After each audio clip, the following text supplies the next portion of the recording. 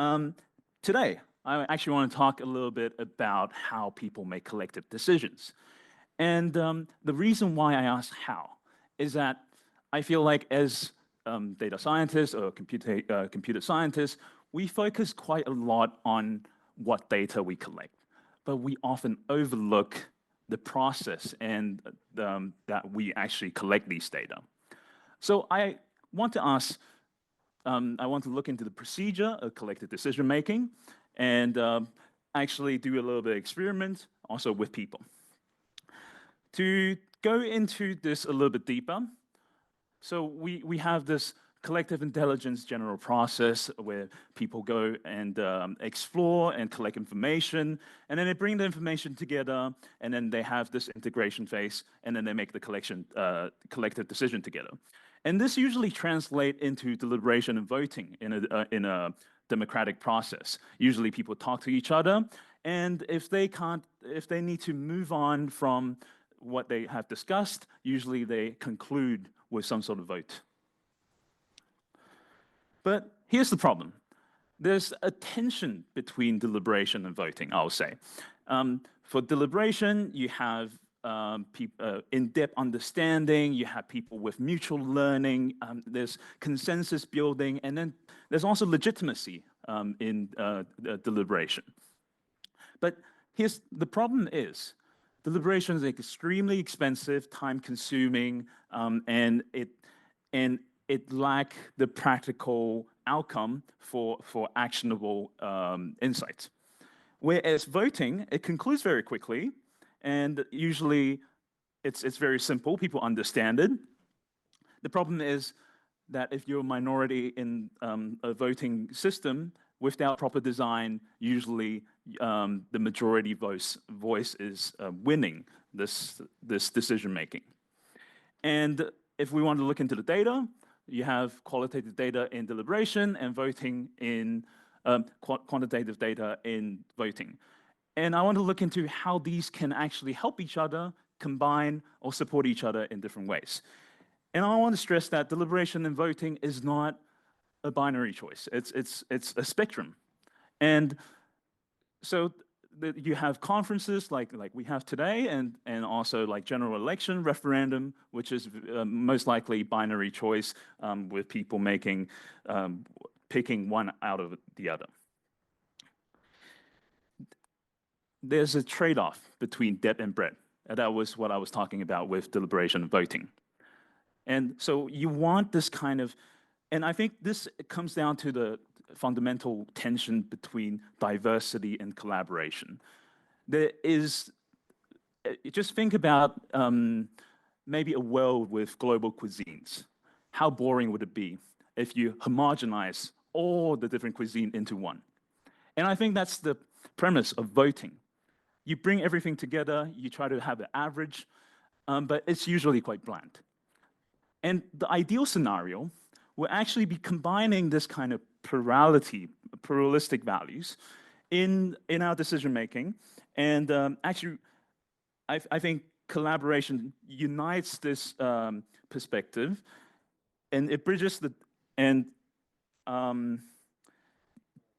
it shouldn't actually it shouldn't diminish the difference. If the outcome is really aggregated, it should still represent this kind of difference in a different form in the final decision making. So here's the problem. Let me illustrate this in a more visual way. So in the context of if in this subset, only big and generic promising solution everyone can more or less accept can win if you can only select a handful of winners. And this actually was very obvious in participatory budgeting. And so we put this in a spatial context. It could be spatial, but it could be interest-based. Most of the projects selected in participatory budgeting actually located in a city.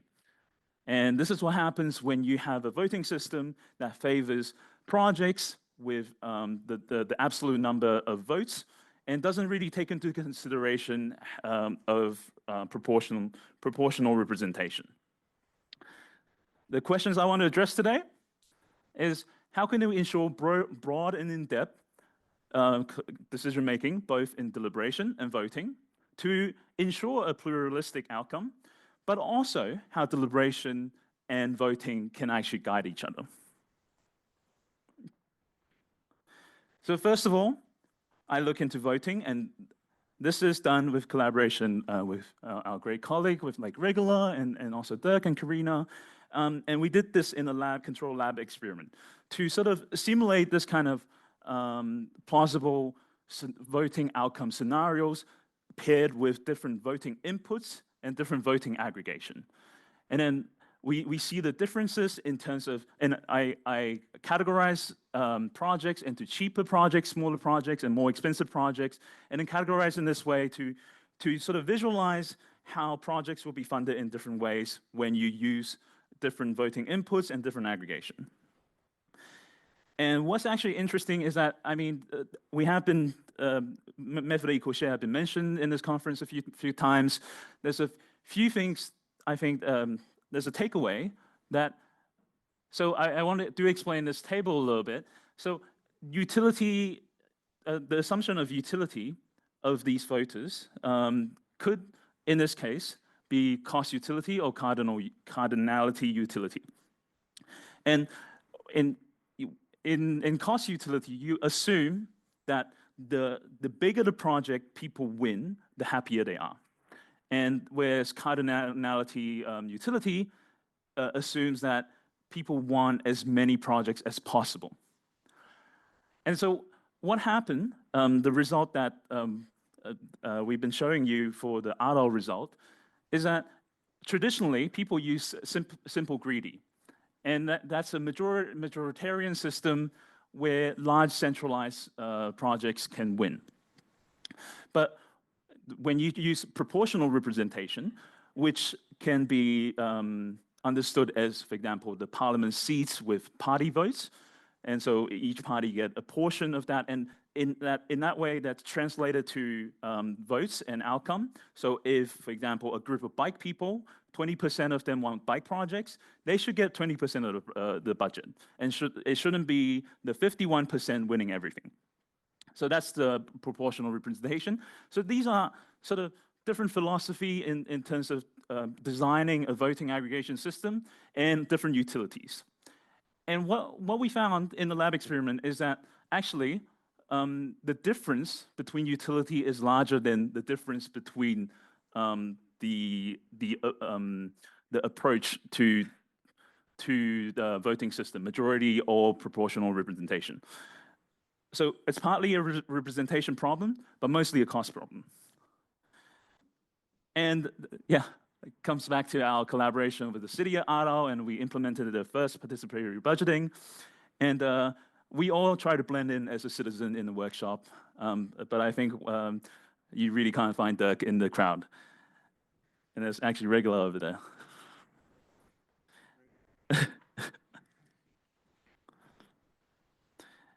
So it was really lovely to be able to engage in these activity firsthand, to see that our ideas have a ground for practicality and actually applying it in real life.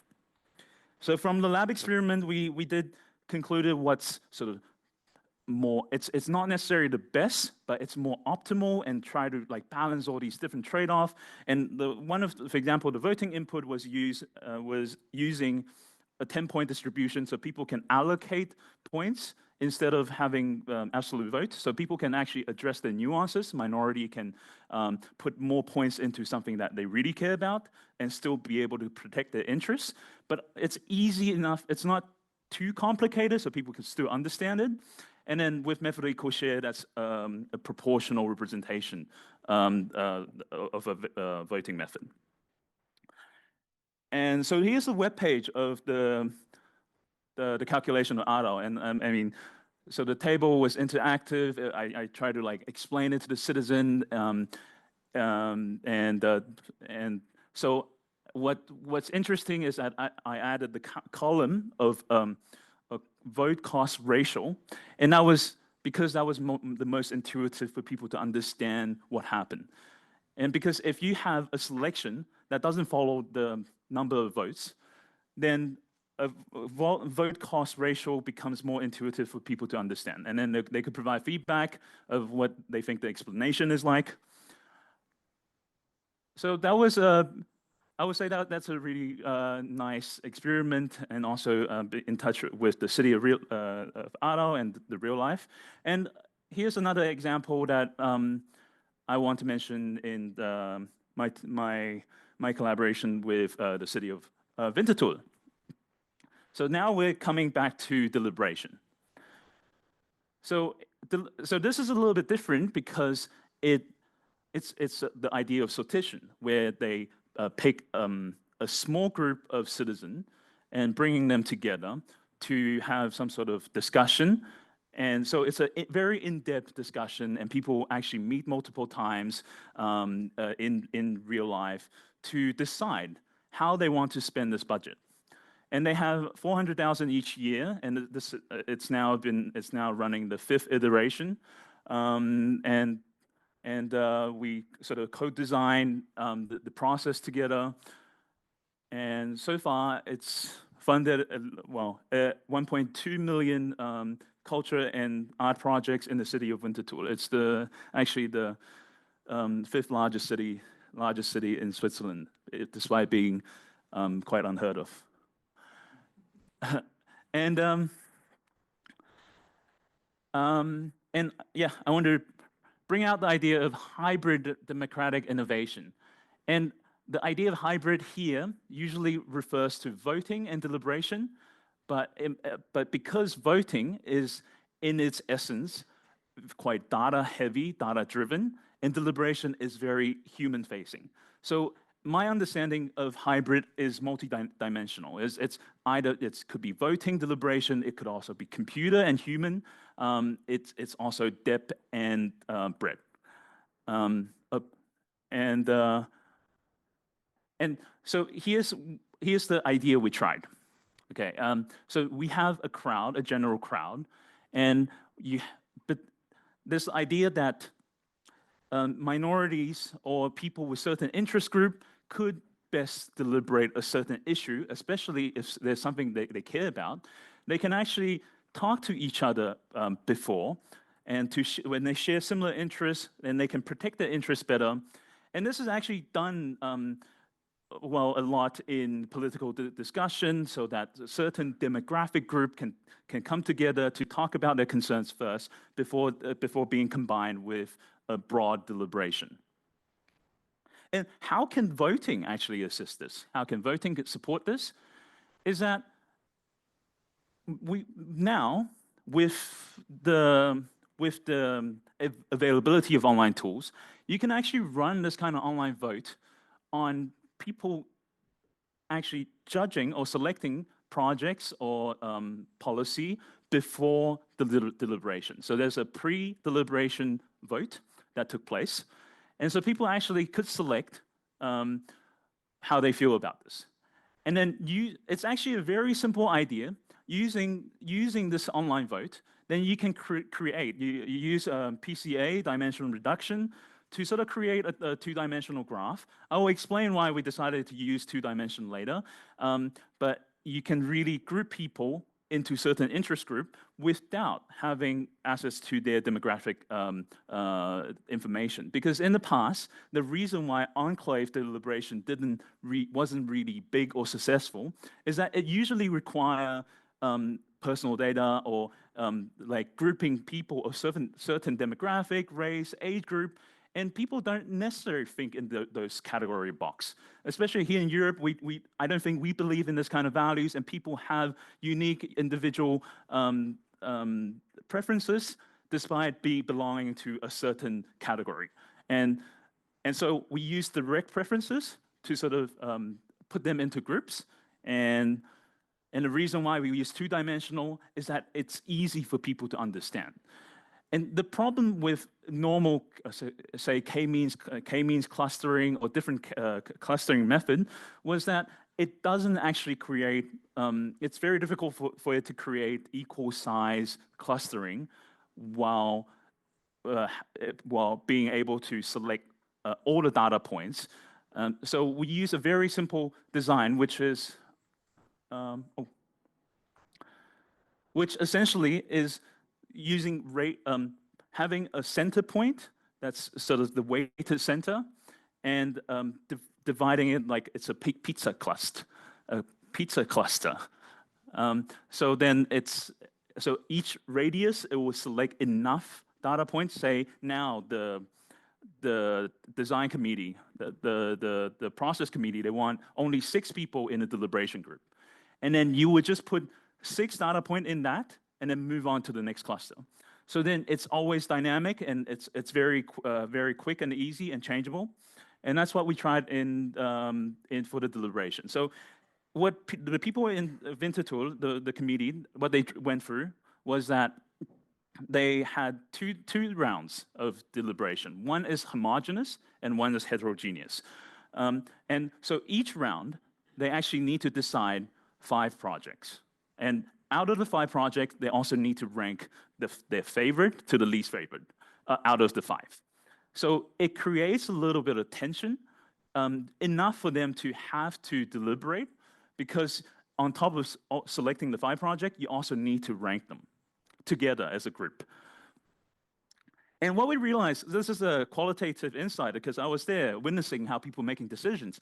And what I thought it was really interesting is that, so in the homogeneous group, people, the decision seems to go through quite okay. Like people actually talk quite a lot.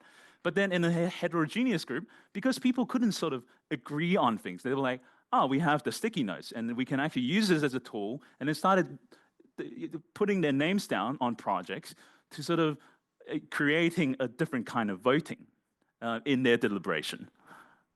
And what we also find out after doing the data analysis was that the outcome of the group decision in the heterogeneous group was actually a lot more similar to the result from the pre-voting.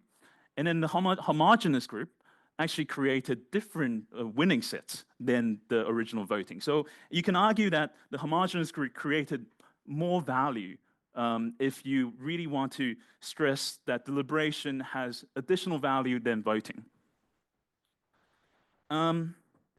What's interesting is that so younger female participants actually was able to protect their interests much better in the homogeneous group, because usually because of the preference-based subgroup, a lot of people were placed together, and they can decide on the projects they want together to have a nice subset that really matches their niche interests. But potentially male and older participants, they really thrive in a heterogeneous group with a lot of different people. And there's another design, which is people were able to decide, because, so you see, there's 400,000 in the budget, and they could decide how much they want to use for algorithm to decide what projects to be selected, and how much they should use deliberation to decide what project should win. And so they can play around with the slider. It's a very simple design, but it enable these participants to be able to say that, okay, we can accept 50% of the budget being used as an algorithmic decision, and the rest we actually want to deliberate.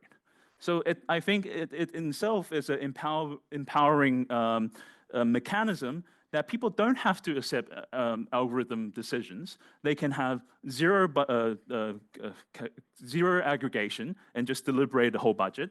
But people decided that 50% will be quite enough. It kind of matches what they want. And then there were also a step of intervention. If they think a particular budget is too expensive, they could also intervene and cut their budget. I probably don't have so much time, but here's another way that voting can inform deliberation.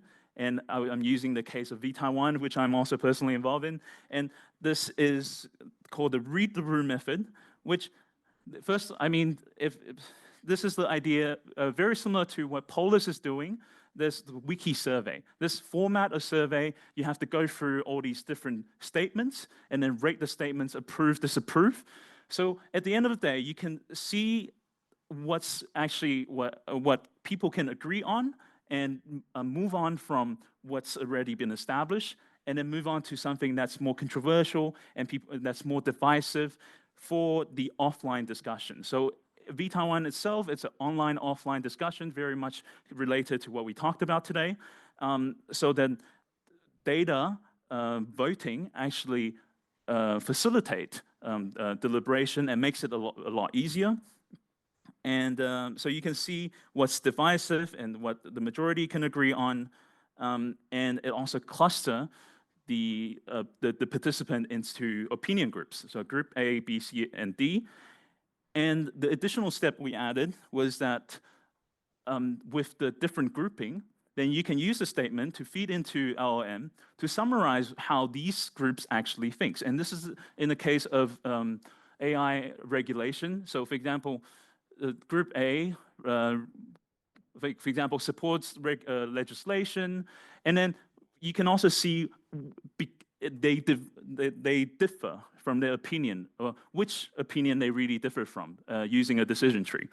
So these are statements, and then these are how participants are put into different groups. And then you can see roughly how much people think in this way, and to have a bigger picture. And this is why it's called Read the Room, that it offers you to see what's happening, or how it's the room, but it's in a physical space, but also in an opinion space. And then the other process that's involved in this game is that people would vote before and after the deliberation of a certain topic. So before, they have their first sort of opinion, and then they share why they think in certain ways, and then they're given a second chance to vote again.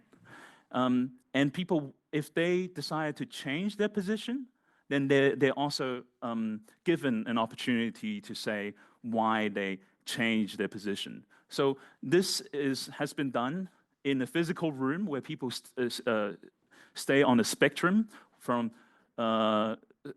very disagree to strongly agree.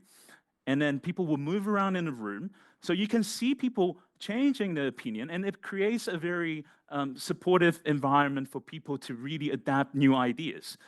And it happens all the time. And so, for example, in the case of the AI regulation topic, then you can see people changing their opinion. A lot of people shift from strongly agree to strongly disagree. But overall, so what we measure was the polarization index and also the consensus before and after. So the polarization reduces and the consensus increases.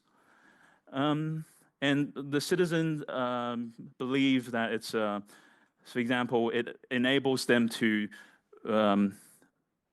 express the views, and also it's an effective method to sort of, you can collaborate on. So here I want to conclude on the positive note.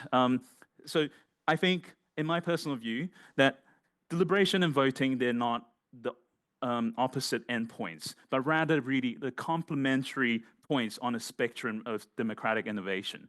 And I think what technology or algorithm can really offer is pushing this boundary, it's pushing this frontier to enable us to have richer collaboration, but also broader participation.